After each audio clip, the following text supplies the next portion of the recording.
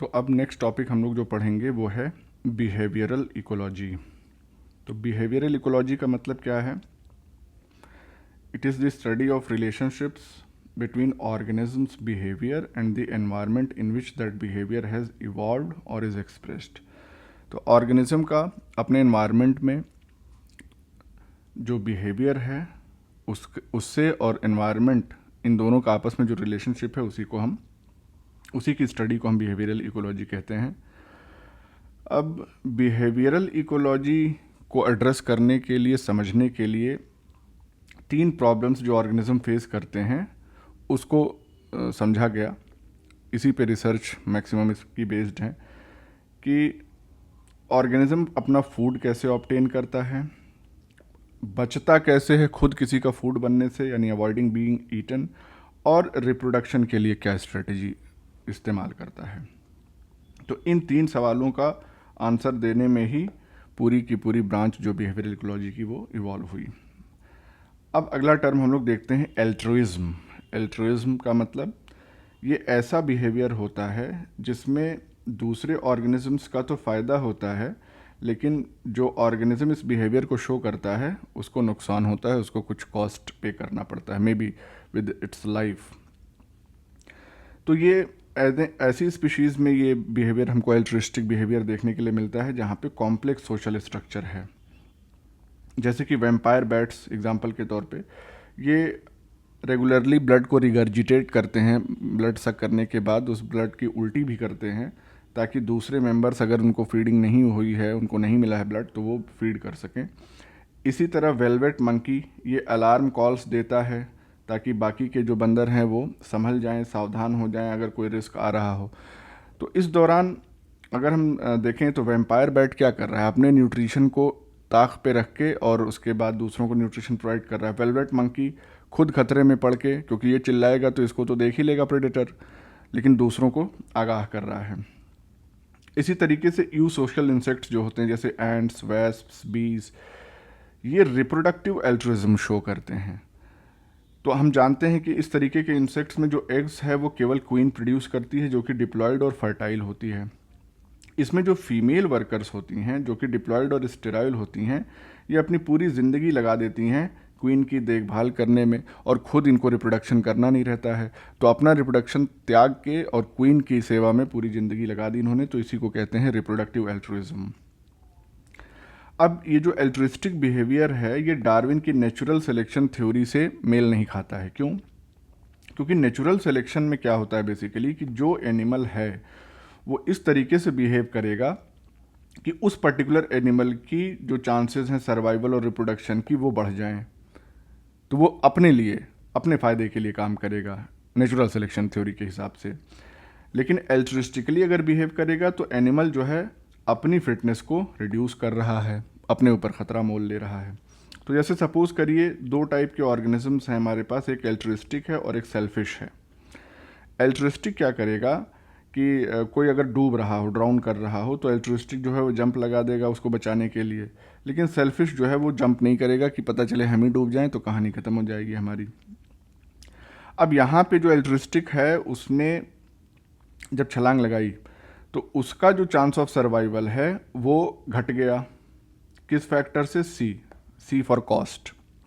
लेकिन जो रेसिपिएंट है जिसकी मदद के लिए उसने छलांग लगाई थी, उसका सर्वाइवल का चांस जो है वो बढ़ गया by factor B for benefit.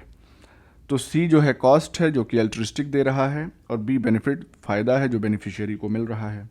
तो इंक्लूसिव फिटनेस थ्योरी क्या कहती है, जो कि W.D. हैमिल्टन ने दिया था। इन्होंने ये कहा कि जब किसी ट्रेट की फिटनेस को मेजर किया जाता है तो उस ट्रेट का जो असर है, जो इफ़ेक्ट है, वो दोनों तरीके के इंडिविजुअल्स में देखा जाना चाहिए। पहला जो उस ट्रेट को परफॉर्म कर रहा है या हम कहें एल्ट्रुइस्टिक एक्ट को परफॉर्म कर रहा है, और बाकी जितने भी इंडिविजुअल्स उस ग्रुप में हैं जिसको उस पर्टिकुलर इंडिविजुअल के एल्ट्रुइस्टिक बिहेवियर का फ़ायदा मिल रहा है। तो दोनों चीज़ों को एक साथ देखने की ज़रूरत है। तो इसका मतलब ये हो गया कि जो इंक्लूसिव फिटनेस, इसीलिए इंक्लूसन कह रहे हैं कि जुड़ा हुआ, मतलब जो कर रहा है और जिसका फ़ायदा हो रहा है, दोनों को इंक्लूड किया जा रहा है। इंक्लूसिव फिटनेस, तो ओवरऑल फिटनेस हमको देखनी है उस ग्रुप की। तो इंक्लूसिव फिटनेस में दो कंपोनेंट्स होते हैं, डायरेक्ट फिटनेस और इनडायरेक्ट फिटनेस। डायरेक्ट फिटनेस का मतलब ये हो गया कि जो इंडिविजुअल है वो अपनी ऑफ स्प्रिंग फिटनेस का क्या पर्पज़ है नेचर में, टू रिप्रोड्यूस। तो डायरेक्ट फिटनेस में जो इंडिविजुअल है वो खुद ही अपनी ऑफ स्प्रिंग प्रोड्यूस कर रहा है।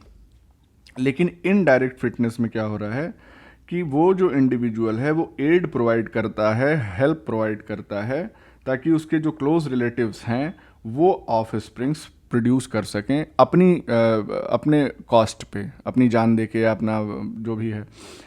तो अब उससे फ़ायदा क्या है कि क्लोज रिलेटिव्स अगर रिप्रोड्यूस करेंगे तो उन क्लोज रिलेटिव्स में भी जो जीन्स होंगी वो काफ़ी हद तक उस इंडिविजुअल के सिमिलर होंगी। तो कुल मिला के अपनी जीन डायरेक्टली नहीं अगर पास कर पा रहा है अगली जनरेशन में, तो रिलेटिव्स पास कर रहे हैं, तो ये इनडायरेक्ट फिटनेस हो गई। तो इसका मतलब कि जो इंक्लूसिव फिटनेस है, it is the sum of all. किन किन चीज़ों का सम है ये?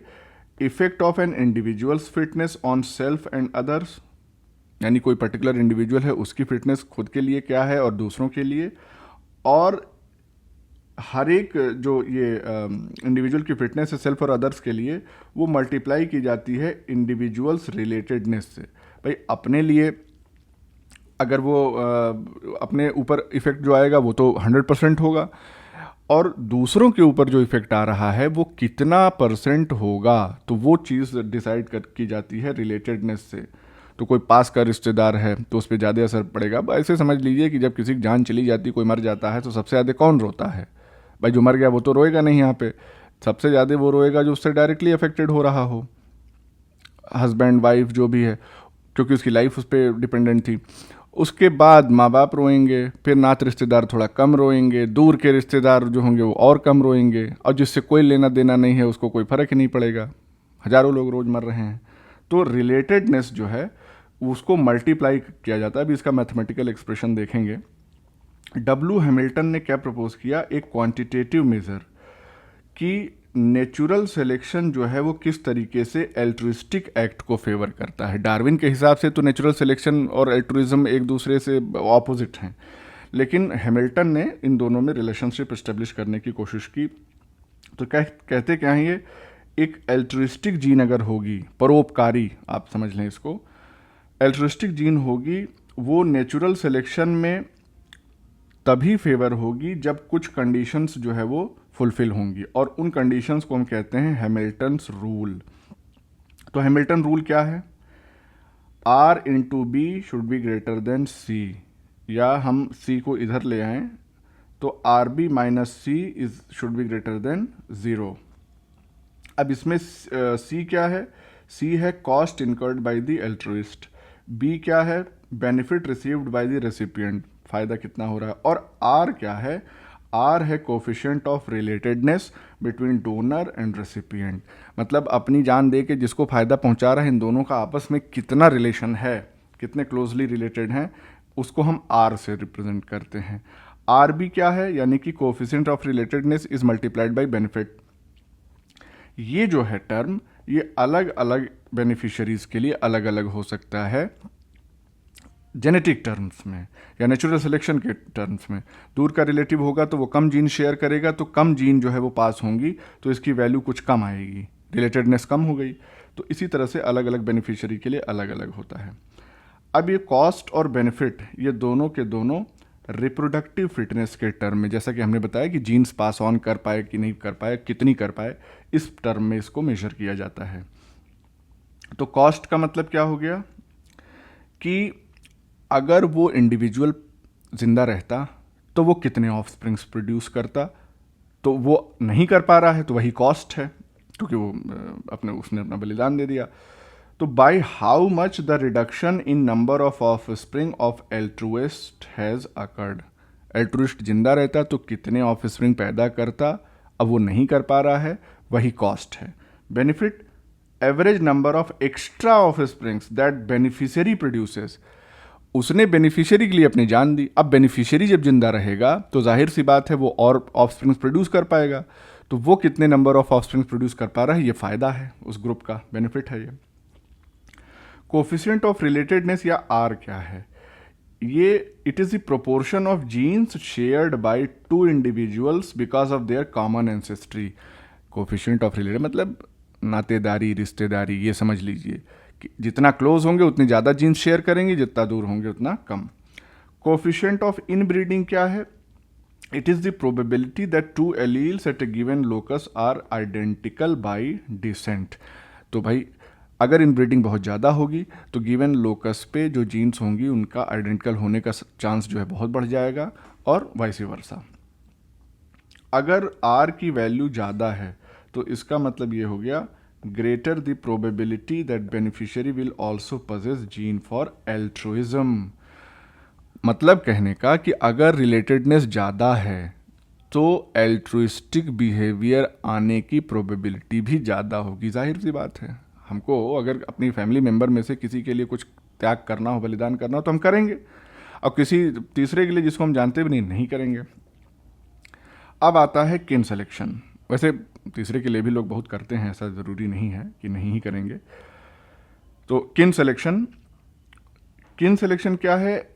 ये ऐसा नेचुरल सिलेक्शन या टाइप ऑफ नेचुरल सिलेक्शन है जो एल्ट्रुइस्टिक बिहेवियर को फेवर करता है by enhancing reproductive success of relatives. Kin selection, परिवार पहले, किन माने फैमिली।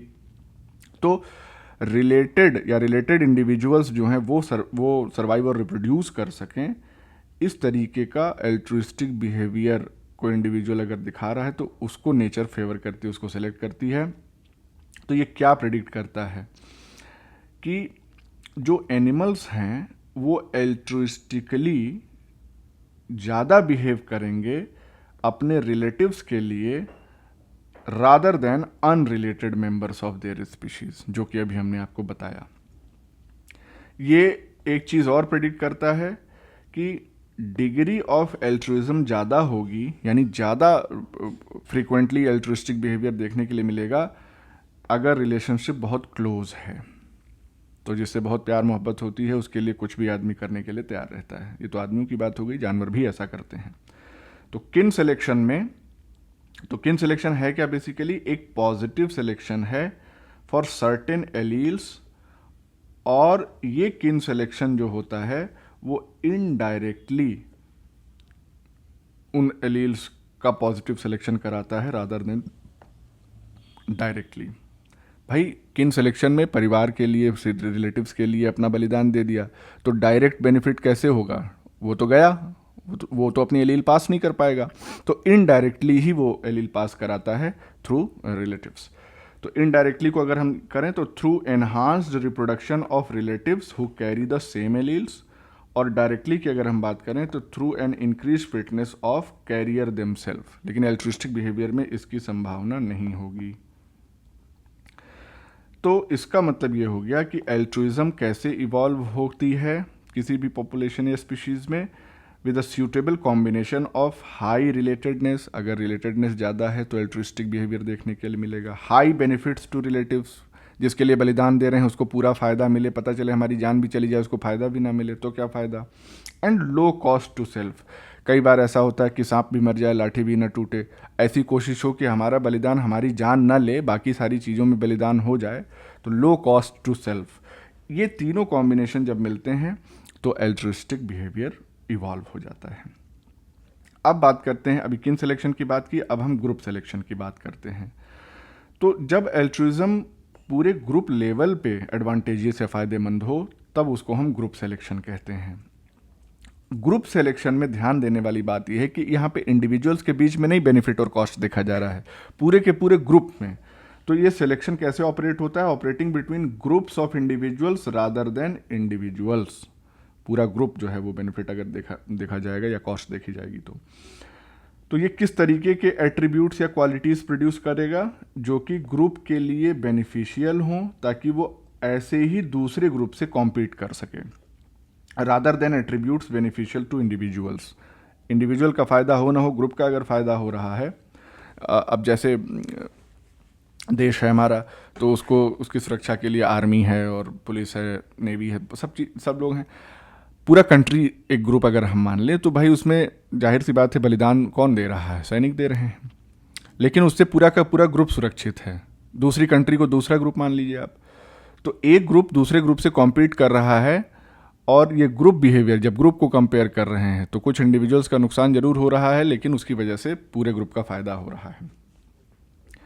तो जहाँ पे आर्मी जो है वो डेडिकेटेड है, वहाँ पे इस तरीके से काम होगा। जहाँ आर्मी जो है भाग खड़ी हुई, जैसे सूडान, साउथ सूडान में इस तरीके की सिचुएशन आई कि आर्मी ने ही हाथ खड़े कर दिए, भैया हम नहीं लड़ पाएंगे, जो करना है करो, देश पूरा तबाह हो गया, जल रहा है आज के डेट में भी। तो अब बात करते हैं कि आर या कोफिशिएंट ऑफ रिलेटेडनेस को हम कैलकुलेट कैसे करते हैं।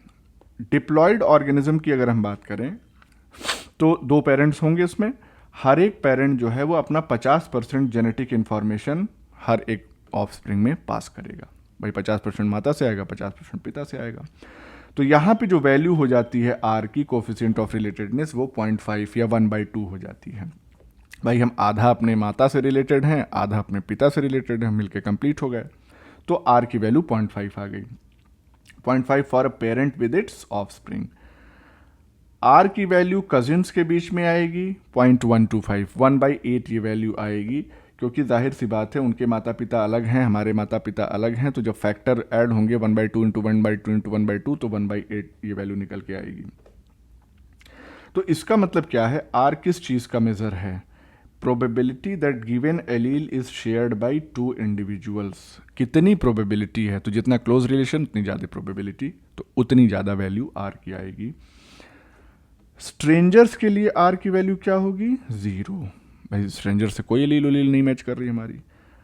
अपने खुद से आर की वैल्यू क्या होगी? 1। मैक्सिमम वैल्यू है ये, भाई हमारे पास तो हमारी सारी एलील है ही है। तो आर की value for self is 1, for strangers it is 0। और इन्हीं दोनों रेंज में 0 से लेके 1 तक ही आर की वैल्यू बाकी रिलेशंस में वेरी करती है। तो आर की वैल्यू मदर से कितनी होगी, जैसा कि अभी हमने बताया 0.5। आर की वैल्यू फादर से भी 0.5 ही होगी। आर की वैल्यू ग्रैंड मदर से कितनी होगी, तो थोड़ा कम हो जाएगी, क्योंकि ग्रैंड मदर मदर को देंगी, फिर मदर हमको देंगी, तो 2 जनरेशन हो गया, तो 1/2 इंटू 1/2 1/4 हो जाएगा। R with great grandmother कितना होगा, ये और कम हो जाएगा, क्योंकि एलीज पास कर रही हैं, 3 जनरेशन हो गए, तो 1/2 इंटू 1/2 इंटू 1/2 1/8 या 0.125। यहाँ पे इस तरीके से डायग्राम भी बना है। तो ग्रैंड मदर से आधा मिला मदर को, और मदर से आधा मिला हमको, तो ओवरऑल 1/4 मिला। ग्रेट ग्रैंड मदर से आधा मिला, आधी एलील्स की बात कर रहे हैं, ग्रैंड मदर को, और ग्रैंड मदर से आधी एलील्स मिली मदर को, फिर मदर से आधी एलील्स मिली, तो इन तीनों को मल्टीप्लाई करेंगे तो 1/8 हमारा रिलेटेडनेस आएगा with our great grandmother, पर दादी, पर नानी, जो भी। अब यहाँ पे समरी की बात कर लें, रिलेटेडनेस कोफिशिएंट की वैल्यू अलग अलग के लिए क्या है, तो योर सेल्फ मतलब खुद से 1 है। आइडेंटिकल ट्विन अगर होगा तो भी 1 होगा, क्योंकि एग्जैक्टली सिमिलर जीन्स हैं, सेम जीन्स हैं। पेरेंट और चाइल्ड के बीच में हाफ होगा। ग्रैंड पेरेंट ग्रैंड चाइल्ड के बीच में 1/4 होगा। Great grand parent great grand child के बीच में 1/8। nth लेवल एंसेस्टर और डिसेंडेंट तो 1/2 की पावर n। अब जितना पुरानी 10वीं जनरेशन को ले जाए तो 2 की पावर n कर लेंगे तो और कम हो जाएगा रिलेटेडनेस। सिबलिंग्स सिस्टर ब्रदर के बीच में भी हाफ होगा। हाफ सिबलिंग के बीच में 1/4 होगा, मतलब कि सौतेले माँ बाप अगर हैं तो। आंटी अंकल नीस नेफ्यू इनके बीच में भी 1/4 होगा। Great aunt great uncle 1/8। First cousin 1/8। Second cousin 1/32। Third cousin मतलब अब रिलेशन बढ़ता चला जा रहा है, दूरी। nth cousin 1/2 n+1 stranger 0। तो इस तरीके से कभी पूछ भी सकता है वैल्यू, तो इसको थोड़ा सा ध्यान रखिएगा। अब फिर से बात करते हैं यू सोशल इंसेक्ट्स की, यानी आंट्स वेस्प्स बीज, इनकी बात करते हैं। इनमें हैप्लोडिप्लॉइड सिस्टम चलता है। ये ऐसा सेक्स डिटरमाइनिंग सिस्टम है जहाँ पे मेल जो है वो अनफर्टिलाइज्ड या हैप्लॉइड एग से बनते हैं, और फीमेल्स जो है वो फर्टिलाइज्ड या डिप्लॉइड एग से तैयार होती हैं। तो अब इसको समझने की ज़रूरत है। फीमेल मदर से 50% जीन ऑब्टेन कर रही है, क्योंकि मदर डिप्लॉयड है, तो एक हिस्सा वो जीन का अपने देगी, तो 50% देगी। लेकिन फादर जो है वो हैप्लॉइड होने की वजह से अपनी पूरी जीन ट्रांसमिट कर देगा, तो 100% फादर की जीन इसके पास होंगी। तो इस तरह से हैप्लोडिप्लॉइड सिस्टम में जो टोटल वैल्यू आर की आती है फुल सिस्टर्स में, वो 3/4 आती है, 75%। तो इसका मतलब कि अपने ब्रदर से फिर इनका रिलेशन सिस्टर्स का क्या होगा, 1/4 ही होगा, 25% रिलेशन होगा। अब यहाँ पे ये